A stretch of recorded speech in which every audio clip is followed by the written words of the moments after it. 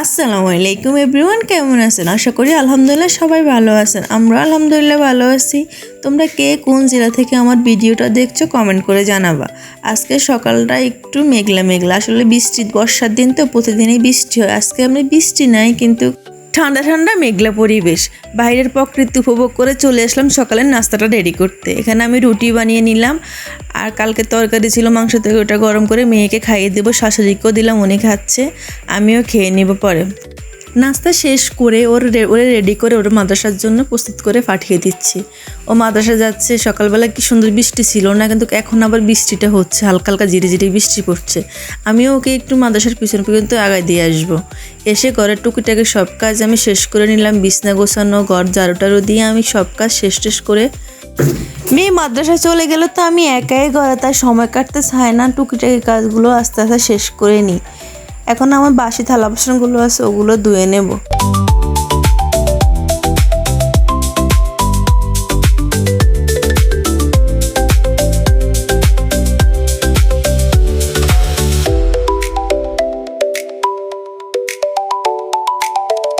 সব কিছু ক্লিন করার পর এখন এখানে আমি জিরা ব্লেন্ডার করে নিচ্ছি। আসলে আমি জিরা বাটা কম খাই, গুঁড়াটাই বেশি খাওয়া পড়ে, তাই আমি এখন কারেন্টের তো আবার কোনো স্টেশন নাই, জিরাগুলো গুঁড়া করে নিচ্ছি।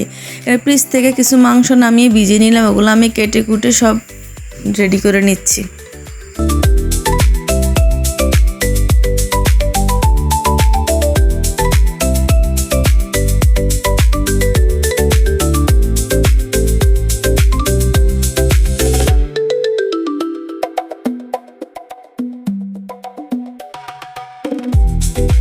কিছু টমেটো আর পেঁয়াজও আমি কুচি করে নিলাম, নিয়ে এখানে আমি রান্না করতে চলে আসলাম। আজকে রান্না করব ছোলা দিয়ে, গরু মাংস দিয়ে। এই রেসিপিটা আমার আইডিতে দেওয়া আছে, চাইলে তোমরা দেখে আসতে পারো।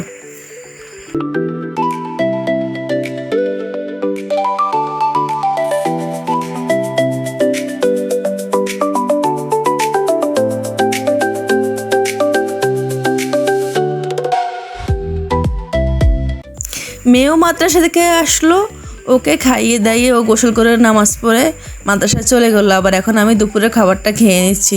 আসলে মাংসের তরকারিটা খুব ভালো হয়েছে। এখানে একটু লেবু, একটু বোয়ামরিচ, আমার আসলে সব তরকারির সাথে একটু বোয়ামরিচ খেতে ভালো লাগে। আগে আমি লেবুর চোকলা খেতাম না, এখন ওটাও আসলে খেয়ে দেখবেন, খুব টেস্টি, মজাই লাগে।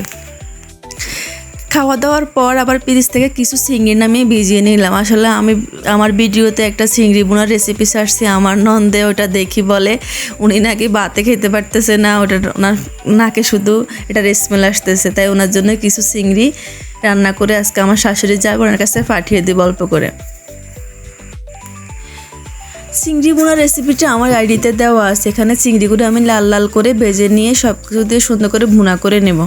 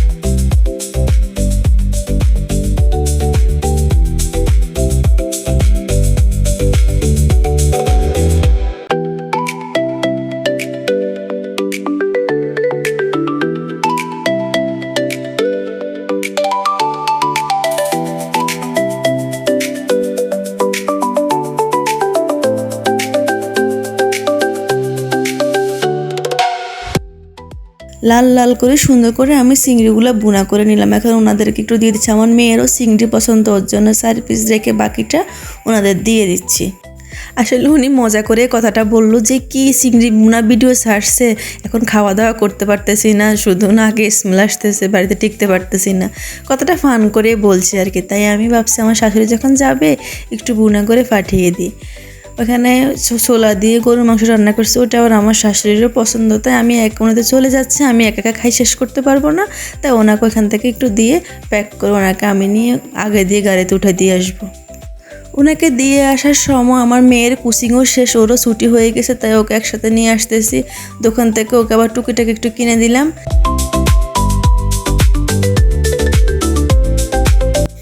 টিউশন শেষ করার পরে মেয়ে এখন মাগরিবের নামাজ পড়তে বসছে, তাই আমি ওকে একটু নাস্তা দিয়ে দিলাম। আজকে তেমন কিছু করিনি, 2টা সিদ্ধ ডিম আর কলা দিলাম। ওর ডিমগুলো খাইছে কিন্তু কলাগুলো খায়নি, পরে রেখে দিয়েছে।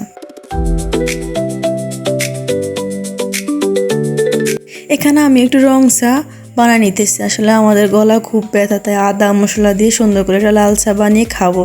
মেয়েরও ঠান্ডা, আমারও ঠান্ডা। ও একটু কমে খাবে, আমি একটু বেশি খাচ্ছি। খাওয়া দাওয়ার পরেও পড়াশোনা করবে, আমি ভিডিও এডিটিং করব। তারপর রাত্রে খাওয়া দাওয়া, আমি আর ভাত খাবো না, ওকে খাইয়ে দেই আমরা। আমাদের এই সিম্পল ছোট্ট ভিডিওটা আপনাদের কাছে কেমন লাগলো কমেন্ট করে জানাবেন। আপনাদের 2-1টা কমেন্ট পেলে আমার কাছে খুব ভালো লাগে। আসলে নতুন ভিডিও করতেছি, তো আপনাদের 2-1টা কমেন্ট দিলে কেমন জানি আপন আপন মনে হয়, ভালোই লাগে। আমার চ্যানেলটা সাবস্ক্রাইব করে পাশে থাকবেন, লাইক কমেন্ট শেয়ার করবেন।